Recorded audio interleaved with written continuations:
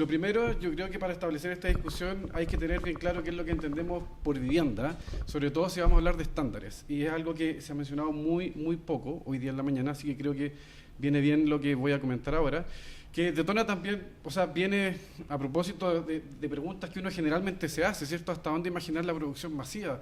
No quiero creer que en la presentación anterior anhelan un escenario como el de los 90, ¿cierto? Donde se produjo masivamente vivienda, que vemos que la que existe hoy día, a propósito de esa política, es la que menos queremos volver a repetir.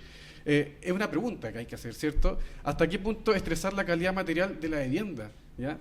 Estas imágenes obviamente son para provocar un momento en el que Chile se hizo vivienda con esta calidad material, no muy lejana a la que podemos ver en esa foto. ¿Cuánto ayuda la vivienda formal a superar la pobreza? Esto es parte de la política de los años 80 y los años 90, donde vemos que la vivienda que se produjo terminó haciendo a la gente más pobre de lo que era antes. Entonces, ¿queremos repetir eso o no? Conjuntos que después voy a mostrar unas fotos de cómo terminaron, ¿cierto? O cuán eficiente es la producción seriada. Nosotros podríamos decir, mira, vamos a hacer casas estupendas, de muy buena calidad, pero bueno, esta es la ciudad que queremos, ¿cierto? O sea, esto es lo que esperaríamos de una lógica orientada hacia la industrialización, la producción masiva, ¿cierto?, de vivienda. Podríamos discutirlo, ¿cierto? Y aquí quiero, para definir vivienda, ¿cierto?, remontarme hace más de 50 años atrás, de un destacado académico, ¿cierto?, arquitecto, que falleció hace muy poco, que es John Turner, que planteaba la pregunta sobre qué era la vivienda, ¿cierto?, a propósito de sus viajes en el sur global, sobre todo su experiencia en Lima, ¿cierto? Y él estableció esto. Dice que comúnmente el problema de la vivienda es definido por su estándar material, solo por su estándar material. Por ejemplo, poca superficie, cantidad de recintos insuficiente o baja calidad de soluciones constructivas. Eso es lo que tradicionalmente se ha entendido como una mala calidad de la vivienda, ¿cierto? Pero poco se preguntaba, ¿cierto?, en ese minuto, estoy hablando hace 50 años atrás, sobre la calidad de vida de las personas que habitaban esos recintos. Por eso me parece muy pertinente la investigación que están haciendo y las otras dimensiones que quieren observar también. Dado que esos estándares, superficie, recintos y soluciones constructivas no representan necesariamente, ¿cierto?, el estándar del valor humano que uno pretende alcanzar en una vivienda. ¿Ya? Y ahí él establece esta frase, ¿cierto?, housing as a verb, entendiendo que la vivienda en inglés funciona mejor, no es solo un objeto, ¿cierto?, sino que también es, ¿cierto?, el vehículo que hace de nuestra vida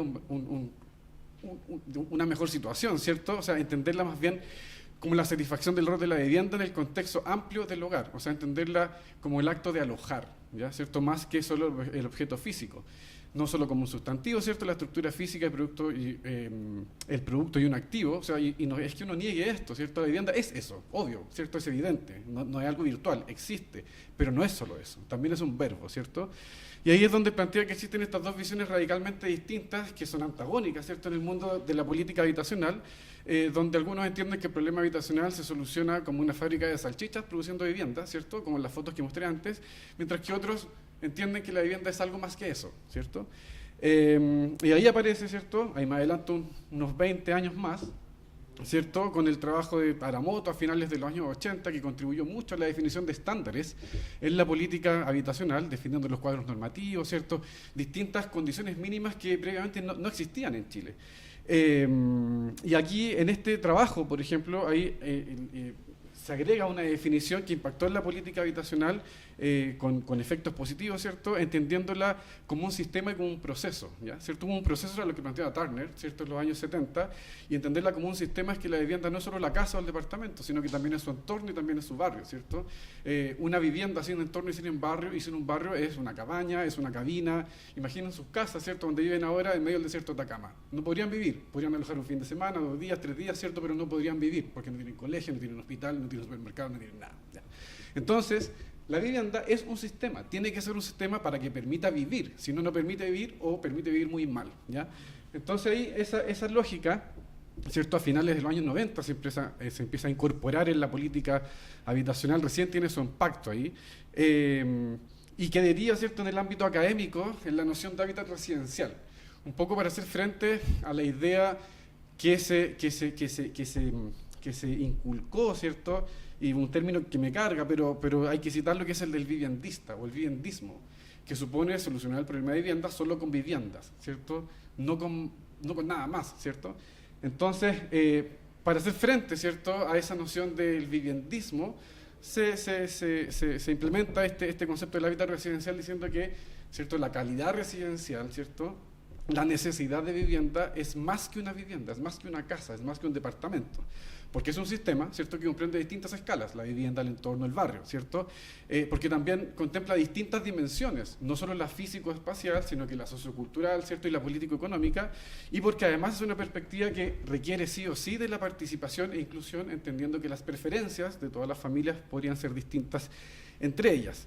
Y aquí un pequeño esquema, ¿cierto?, para ejemplificar eso, un poco haciendo un contraste entre la vivienda producida entre los años 80 y los 90, a pesar de pertenecer a regímenes políticos completamente distintos, una política habitacional, ¿cierto?, y modelo económico prácticamente igual, donde se producía vivienda focalizando solo en la escala micro, en la escala de la familia, no del vecindario ni de la comunidad. Se hacían casas y departamentos, ¿cierto?, considerando la familia nuclear, ¿cierto?, papá, mamá, hijo, hija, 4 personas, lo más 5 personas, ¿cierto? Y desde el punto de vista de lo político-económico, solo la capacidad adquisitiva para definir si la persona era merecedora de una vivienda o no, ¿cierto? O sea, una política bastante focalizada, ¿cierto?, en la dimensión físico-espacial, con una sola escala, ¿cierto?, la sociocultural y la político-económica. Lo que estamos viviendo hoy día, del 2000 en adelante, progresivamente, es que esas escalas se han ido completando, ¿cierto? O sea, la política habitacional ya no se preocupa solo de la casa o el departamento, sino que de producir conjuntos con un entorno adecuado, ¿cierto?, con equipamientos necesarios, ¿cierto?, para transformar esto en vivienda, que no sea solo un alojamiento y un techo, sino que sea un lugar para vivir. Preocupado también de la localización, aparecen ciertos programas, subsidios, en la integración social que se mencionó recientemente, y en la dimensión sociocultural, atendiendo diversos tipos de familias, ¿cierto? Viviendas de 1 dormitorio, 2 dormitorios, 3 dormitorios. Esa es la cama que hoy día se puede hacer en vivienda social en Chile. ¿Ya? El foco en la comunidad, la integración, bueno, y lo que pueden ver ahí, voy a ir un poquito más rápido. Ahora, ¿cuál es el problema? ¿Cierto? Y un problema que no es solo chileno, sino que más bien de la realidad latinoamericana, que tiene que ver con esto, con que lo podemos ver en Buenos Aires, ¿cierto? Producción informal de la vivienda, en Medellín, en Lima, en Río de Janeiro, ¿cierto?, en Caracas, incluso estructuras formales e informalizadas, ¿cierto?, que es algo que caracteriza nuestro déficit habitacional en el contexto de nuestros vecinos. Nuestro problema no es tanto de campamentos, como ocurre en otros países de Latinoamérica, ya de vivienda informal. De hecho, según cualquier encuesta que haga, ¿cierto?, déficit cero, el censo, la CACEN, la Cámara Chilena, ¿cierto?, los campamentos nunca superan el 20% del déficit, siempre es menos que eso, a lo más el 15%, generalmente el 10%. El mayor problema habitacional en Chile es el allegamiento. Lo que pasa es que es un problema puerta adentro que no se ve, que es invisible, ¿cierto? Pero los campamentos son más pintorescos, ¿cierto? Llaman más la atención para la prensa, y aparece como que el problema habitacional son campamentos. Y no son campamentos, no superan el 15% de las familias que necesitan vivienda. Y el otro 85% son estructuras formales que se informalizaron, que se tuburizaron, como lo que aparece en esta fotografía con los típicos blogs de los años 80 que se fueron ampliando, ¿cierto?, porque eran de 35, 36 metros cuadrados, lo que no soportaba obviamente el crecimiento de esas familias. Y esa vivienda informal, ¿cierto?, son actividades ilegales, irregulares, clandestinas, ¿cierto?, ocupan suelos urbanos carentes de servicios e infraestructura mínima. O sea, es un problema también político, ¿cierto? Incluso hay autores que manifiestan que cuando se hace referencia a esta vivienda informal, más que las características físicas de eso, se está estableciendo una relación problemática con el poder, ¿cierto?, con la definición de qué es lo que es legal y qué es lo que es ilegal, ¿ya?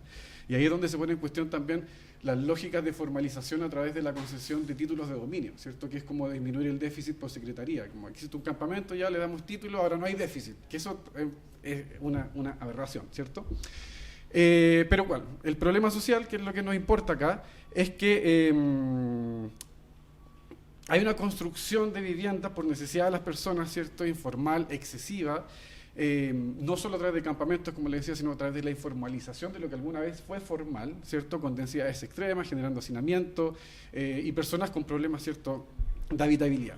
Hay dos tipos de informalidades: aquellos que no tienen título de propiedad, ¿cierto?, y aquellas que tienen que ver con el incumplimiento de toda norma urbanística, ¿cierto? Uno tiene que ver con la legalidad, ¿cierto? Yo soy propietario, no, y otro tiene que ver con la vulneración de lo que establece la normativa en cuanto al uso y ocupación del suelo.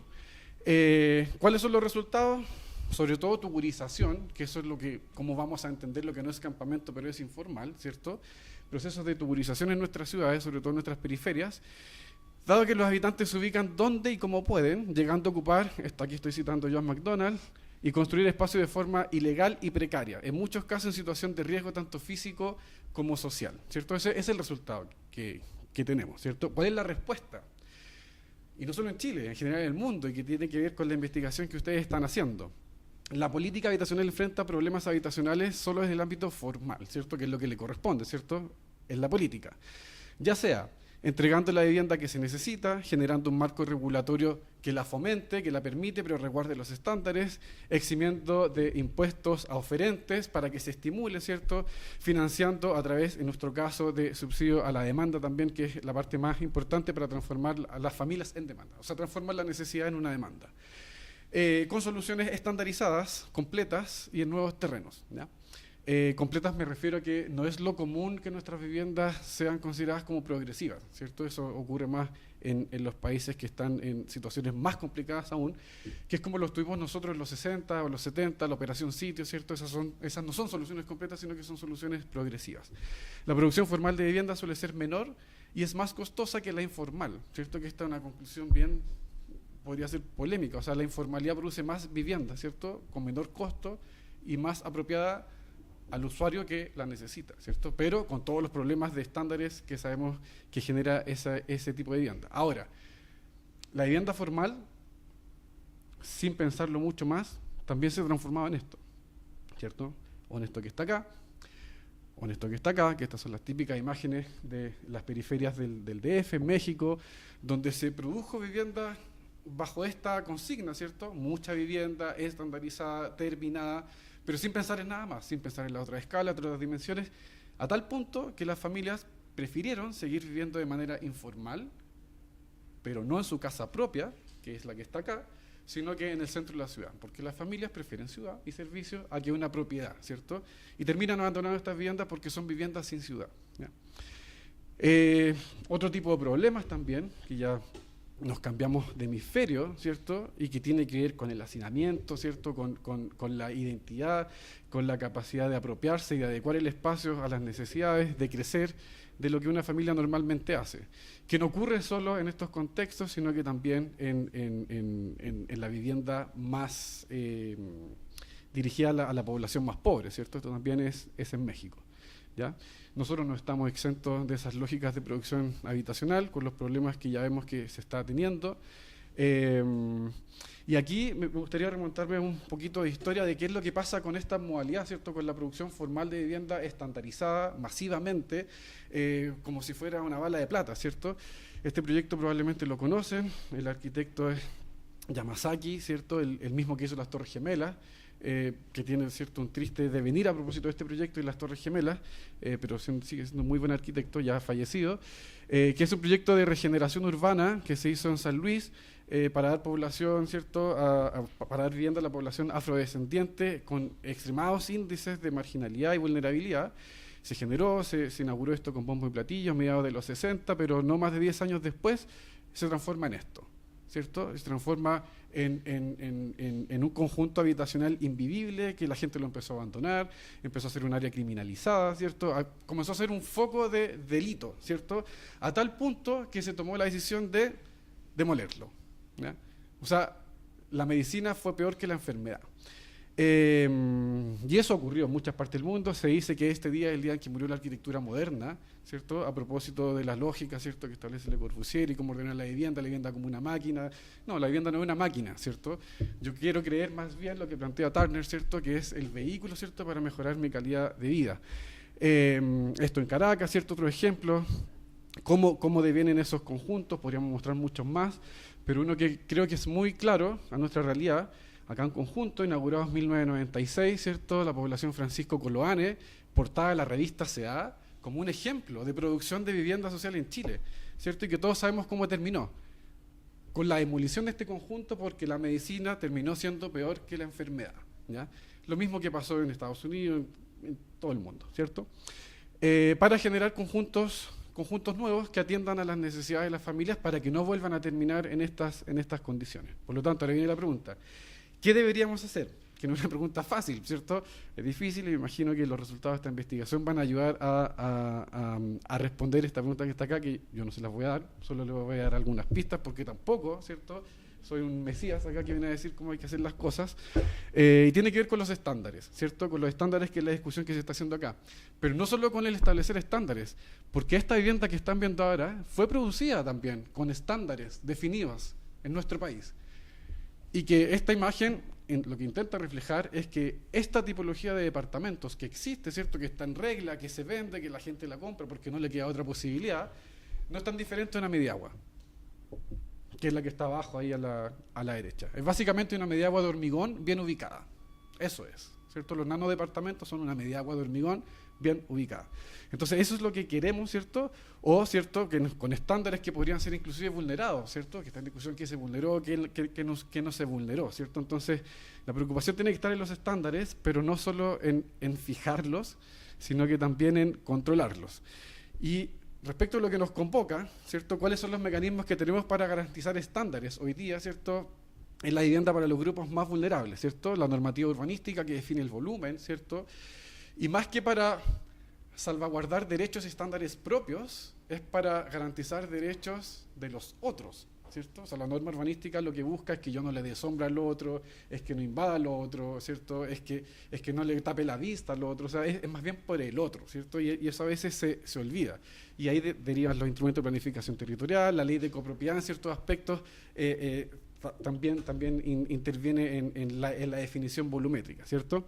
El cuadro normativo, ¿cierto?, o las indicaciones de habitabilidad que establece la Ordenanza General de Urbanismo y Construcción, que ahí eso sí es lo que yo necesito como mínimo, ¿cierto?, y que en nuestro caso está referido solo al uso de los muebles, ¿cierto? Y respecto a la calidad material, el itemizado técnico del Ministerio, todo el conjunto de normas chilenas de estructura, de calidad de materiales, ¿cierto?, de procesos constructivos, de instalaciones, ¿cierto?, o por ejemplo algunas específicas referidas a los programas como el plan de descontaminación ambiental para el acondicionamiento térmico, etcétera. Y lo que establece, que esto se nos olvida, y yo creo que lo mencionaron en la última presentación, ¿cierto? Fue la única que lo mencionó, que el estándar naturalmente depende del presupuesto. O sea, no basta con que nosotros fijemos los metros cuadrados mínimos son estos, la calidad constructiva es esta, pero si no hay recursos para hacerlo, ¿de qué me sirve establecer un estándar si no tengo el recurso para cumplirlo, ¿cierto? Entonces, ahí hay un ítem que no se puede dejar de lado, ¿ya? No voy a profundizar en esto, ¿cierto? La norma urbanística, que las cosas que va definiendo, como les decía, más bien para salvaguardar los derechos de mis vecinos, no los míos necesariamente. Y lo de los cuadros normativos, que nosotros estamos trabajando en la universidad, bueno, yo soy del Instituto de la Vivienda, hace ya un par de años, sobre todo en los pequeños condominios, que creo que es parte de la explicación de por qué este déficit aumenta en Santiago y no en regiones. Y hemos trabajado mucho en esto y nos hemos dado cuenta que un gran problema de nuestro cuadro normativo, bueno, es que está referido básicamente al mobiliario y sobre todo en ciertos aspectos como que entender que el living es esto que está acá. O sea, el living es un sofá. Para la política habitacional, eso es el living, un sofá. Y nada más. A diferencia, el dormitorio, ¿cierto?, el baño, la cocina, dado que tienen más mobiliario, permiten generar espacios mejores que lo que uno podría pretender hacer para un living, porque está definido, según nuestra norma, por un sofá, ¿ya? La pregunta que nos deberíamos hacer, ¿eso es el living? Un sofá. Acá está lo del cuadro normativo sobre cocina, ¿cierto?, logia, baño, las medidas mínimas que hay que saber conjugar, ¿cierto? Y los desafíos. Y aquí ya con esto me quiero ir despidiendo, pero es la parte que más me interesa, que más domino y donde yo creo que está la clave del asunto, y que tiene que ver mucho con la última presentación, y que acá en esta imagen ustedes pueden ver en manchas rojas, colores cálidos, donde se concentra el trabajo, la oferta laboral. En cuadros azules se concentra, donde se indica donde se han construido conjuntos de vivienda social en los últimos 40 años, ¿ya? Claramente aquí hay una relación indirecta, ¿cierto? Se construye mientras más lejos del trabajo es donde más se construye, ¿ya? Todos sabemos las consecuencias que yo he tenido, todos sabemos la razón por qué se hace así, porque el suelo es más barato, ¿cierto?, porque hay disponibilidad de suelo, pero todos sabemos también que eso implica que el acceder a una vivienda social me va a hacer más pobre de lo que era antes de llegar a ella, ¿ya? Aquí hay una de las explicaciones, ¿cierto? Y esto a propósito de la investigación que hicimos el 2000 15, 17, por ahí, y otros estudios más adelante. Bueno, y esta frase que está acá ni siquiera la hemos hecho nosotros, es lo que dicen todos los indicadores del déficit habitacional de la Cámara, del Ministerio, de organizaciones sin fines de lucro, que al menos el 80% del déficit habitacional corresponde a alguna forma de allegamiento, allegados hacinados u hogares allegados, ¿ya? Que es invisible, ¿cierto? A mí me molesta mucho cuando nos preocupamos solo de los campamentos y nos olvidamos de este 80%. Que además, y aquí viene lo interesante, quizás va a ser una sorpresa para muchos de los que están acá, de ese 80% de familias con necesidad habitacional, el 80%, o sea, el 80% del 80%, declara que no quiere cambiarse o no está haciendo nada por ello. Y esto especialmente en Santiago, a nivel nacional es 71%. En Santiago es 84, 85%. O sea, tienen la necesidad habitacional, viven de manera precaria, pero, ¿cierto?, declaran que no quieren cambiarse ahí. ¿Por qué creen ustedes que no quieren cambiarse ahí? Porque saben que el cambiarse probablemente va a repercutir en esto. Entonces prefieren vivir mal, con poca privacidad, no siendo propietarios, pero con su familia y cerca del metro, cerca del supermercado, cerca del centro. Porque todas esas familias, ¿cierto?, en general están en el pericentro de la ciudad, no están en la periferia, ¿ya? Entonces, ¿qué va a hacer la política si la política lo que le ofrece es una vivienda en la periferia, ¿cierto? Ese 80% prefiere no acceder al beneficio. Y por eso crece, y en Santiago la situación es más crítica que en regiones. En regiones vivir en la periferia no es un problema. Vivir en la periferia de Talca, que son 15 minutos al centro, ¿cierto? Vivir en la periferia de Santiago no es lo mismo, ¿cierto? Entonces, este problema es básicamente se radica en Santiago y algo en las dos otras grandes metrópolis, Valparaíso y Concepción. En un estudio que hicimos hace muy poquito, que todavía no se publica, así que esto ya es más bien una premisa, un estudio que hicimos por encargo del MIMBU, analizamos los predios potenciales para desarrollar vivienda, a lo que ustedes quizás ya han escuchado ahora, en microradicación para ese tipo de familias, para ese 80 del 80%, que dicho en otras palabras son 2/3, ¿cierto? 2/3 de todo el déficit habitacional son familias allegadas que no se quieren cambiar. ¿Cómo solucionamos el problema de esos 2/3? Bueno, haciendo viviendas donde están alojando ahora, que generalmente son viviendas precarias. Entonces, ¿qué estudio hicimos? Identificamos 49 barrios en estas 7 ciudades donde se cruzan 4 variables. Vulnerabilidad, o sea, pobreza, ¿cierto? Estructura predial del tipo 9x18, o sea, que puede ser 10x20, 11x20, 7x16, o sea, todas esas combinaciones. Cercanía de equipamientos, ¿cierto? Y altos índices de allegamiento. Entonces, cruzando esos 4 índices, identificamos 49 barrios en estas 7 ciudades, y de todos esos barrios, contabilizamos todos esos predios, que no es que hay software que hacen eso, ¿cierto? Si nosotros consideráramos que un 10% de esas familias que viven en ese conjunto, 49 barrios en estas 7 ciudades, se les pudiese desarrollar ahí un pequeño condominio de 3 pisos, esta es la cantidad de viviendas que se podría generar en cada una de estas ciudades. O sea, siendo súper pesimista, o sea, si tenemos una población con 1000 predios, con 1000 familias en esta condición, con todas las características, solo se hagan 100. Si solo se hacen 100, alcanzaríamos este promedio. Y ese 10% no es azaroso, sino que es el que van a escuchar ahora en la tarde en la presentación de Consolida, que es como el margen de éxito que ellos tienen a propósito de todas las viviendas que visitan y estudian. De 50 que visitan, 5 resultan, ¿cierto? Entonces, es lo que podría suceder eventualmente, para darle vivienda a ese 80 del 80%, que de otra manera no se va a ir, va a seguir ahí, porque declaran no querer postular en subsidio.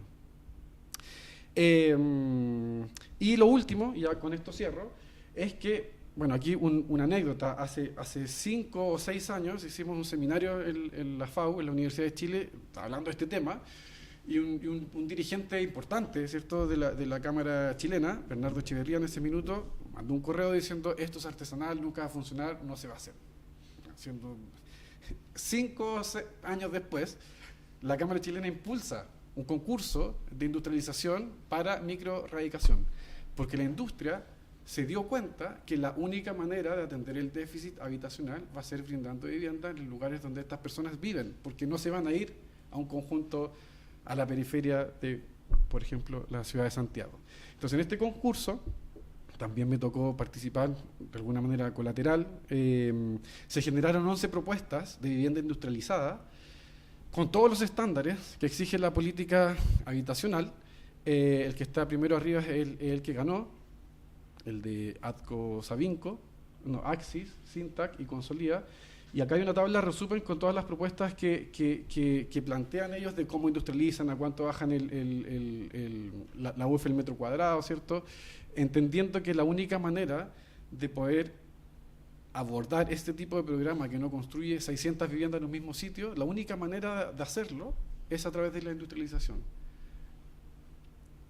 Entonces acá me hubiese gustado detenerme más acá, pero aparecen varias innovaciones en cuanto a estándares constructivos, sobre todo. Desafíos para la industrialización a propósito del informe que generamos de este concurso, es que en la industria se requiere fomentar el trabajo colaborativo y dinámicas de integración, porque una vivienda no se produce con solo un material, ¿cierto? Participan distintas empresas, proveedores, por lo tanto tienen que colaborarse para producir industrializadamente.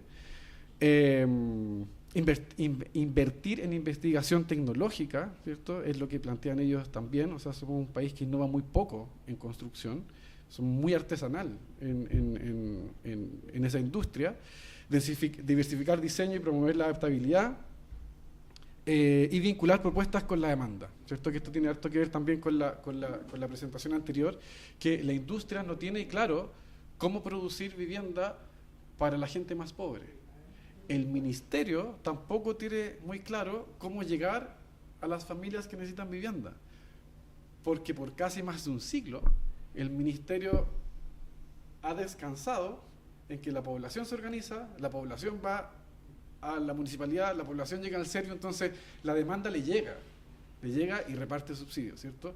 Pero en una lógica en que el ministerio tiene que identificar dónde está la demanda e ir, ¿cierto? Y atender, no lo sabe hacer, y la industria tampoco, y ahí hay un desajuste increíble que hace que nadie sepa cómo se conecta la oferta con la demanda.